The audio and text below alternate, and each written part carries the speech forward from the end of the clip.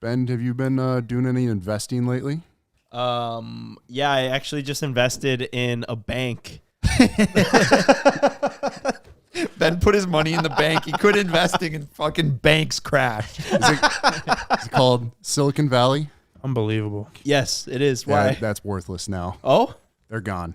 what? So, Ken, I've seen this all over Twitter. Basically, what happened is this bank, something happened. Can you give us like a 10-second spark notes on what happened to this bank? It's kind of like this venture capitalist guy. He said this bank that they have liquidity problems.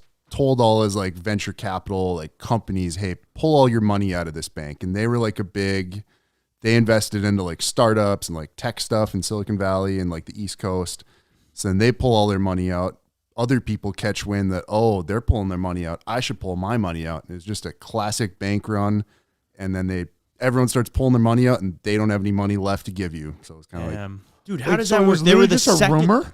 They were the second biggest bank in the United States. Really? no, it was like top 15. Oh, Still, but I don't know. Huge still. But so Yeah, it was that's literally insane. just a rumor. Like one guy was just like, yo, that bank, I don't know about that. And then it literally shut the whole that thing sucks. down.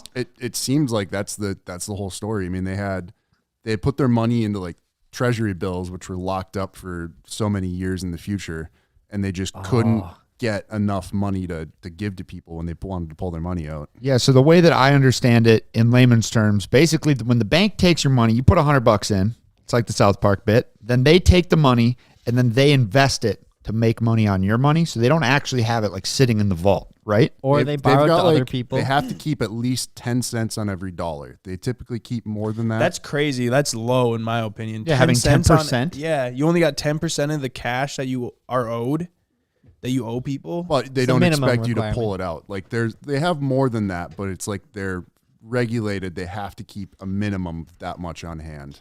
All I got to say is if I went to the bank to take my money out because I was scared, or even if I wasn't scared, Or and because you don't believe in banks. and they told me you can't have your money because we don't I'd be have it, livid, I bro. would be stressing. And imagine taking it from the relatively small number we have in our bank account that's like FDA, FDIC insured or Yeah. whatever. But if you're over 250 grand, none of that is insured. So it's effectively lost.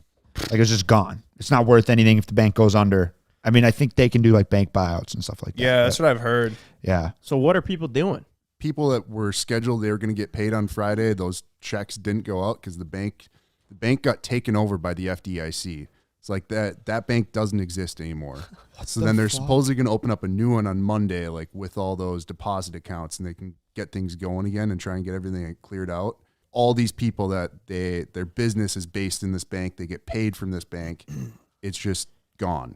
I did see this thing on Twitter, so I don't know if it's really real or not, but you couldn't withdraw your money, but you could spend it, on like from the debit card. So this guy said they were putting as much money as they could into Starbucks gift cards because they said that Starbucks was more stable than their bank. In worst case, they had a shit ton of money tied up in Starbucks and they could sell it. Basically, you would sell your gift cards and be like, listen, I got a $50 gift card to Starbucks, or you probably do it in more that's gonna larger be a fucking batches. hassle, dude. Could you imagine though? They Trying to literally sell said that gift cards. that Starbucks was more stable than their bank. Well, dude, I think we talked about it before, but Starbucks is a bit of a bank itself, which kind of blows my mind. People load the money, and maybe not tangible gift cards, but they load their money into the app, and then Starbucks does the same thing with the money as that banks do. I mean, not necessarily giving people basically. loans, but investing. Right, you it's just so invest it, crazy. yeah. Also, it'd just be crazy. Yeah, let's just say you got 25 grand and you just put 20 of it into Starbucks gift cards. It's a lot of You're gonna have stars. coffee for the rest It's of a your lot of life. stars. Maybe even longer.